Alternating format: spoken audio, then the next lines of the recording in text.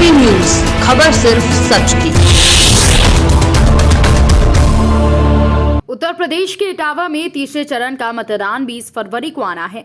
मतदान से पहले इटावा में कई दिग्गज नेता तीनों सीटों पर जीत हासिल करने के लिए जनसभाओं को संबोधित कर रहे हैं। वहीं कल उत्तर प्रदेश के मुख्यमंत्री योगी आदित्यनाथ ने इटावा के रामलीला मैदान में जनसभा को संबोधित किया था, तो वहीं आज उत्तर प्रदेश के उप मुख्यमंत्री केशव प्रसाद मौर्य इटावा के बकेवर में पहुंचे, जहां पर उन्होंने एक जनसभा को संबोधित किया और समाजवादी पार्टी पर जमकर निशाना साधा।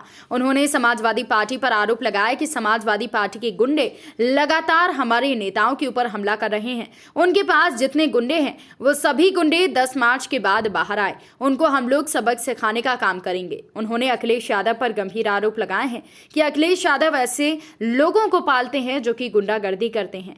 हमारे कई मंत्रियों के ऊपर गुंडों के द्वारा हमले किए जा रहे हैं, लेकिन 10 मार्च के बाद उनको नहीं बख्शा जाएगा। और अगर उत्तर प्रदेश में सरकार किसकी बन रही है तो भारतीय जनता पार्टी की पूर्ण बहुमत के साथ सरकार बन रही है।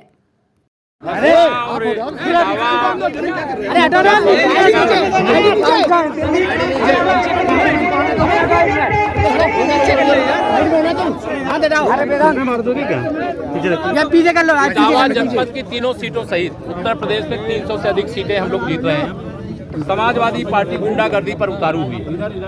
मैं उनके गुंडों को स्पष्ट कहना चाहता हूं, गुंडागर्दी से बाज आए और अगर उनके पास ज्यादा गुंडे हैं तो वो 10 मार्च के बाद बाहर लाएं और उन गुंडों की गुंडई कैसे खत्म की जाती है वो हम 10 मार्च के बाद करेंगे।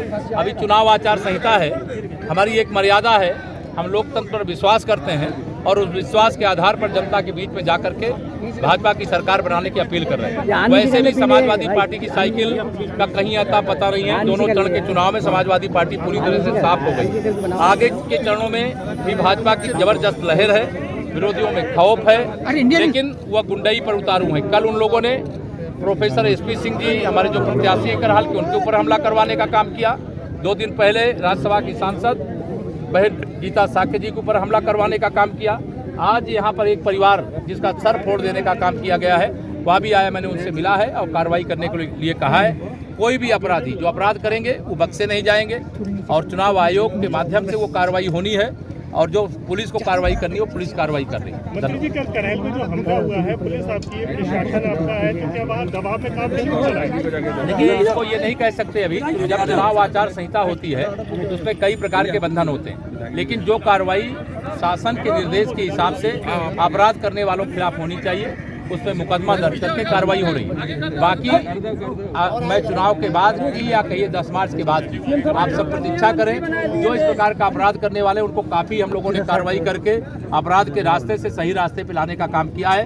जो बचे हैं उनको भी या तो सही रास्ता अपनाना पड़ेगा, अन्यथा समाज के बीच में रहने के लायक वो नहीं, उनको सीधा जेल जाना पड़ेगा। अखिलेश यादव ने कहा है कि मुख्यमंत्री के चेहरे पे 12 बज गए हैं, योगी आदित्यनाथ के चेहरे दिखाई दे रहा है, पहला दूसरा चरण साफ हो गया है और तीसरे में शून्य हो जाएगा। श्री अखिलेश यादव जी का सपना आना बंद हो गया है और श्री अखिलेश यादव जी की हवा इतनी खराब है, इतना उनके प्रति लोगों में गुस्सा है। इनका 2012 से 17 का जो घिनौना और घटिया और जन विरोधी, समाज विरोधी, किसान विरोधी, गरीब विरोधी कार्यकाल रहा है, उसकी सजा उनको 2014 में भी जनता ने दिया, 2017 में भी दिया, 2019 में भी दिया और 2022 में भी देगी। धन्यवाद। उनका समस्या है, वो सपा के नेता, मेरी समस्या नहीं है ना। कहीं जाए चाहे ना जाए, हम तीनों सीटें जीत रहे हैं।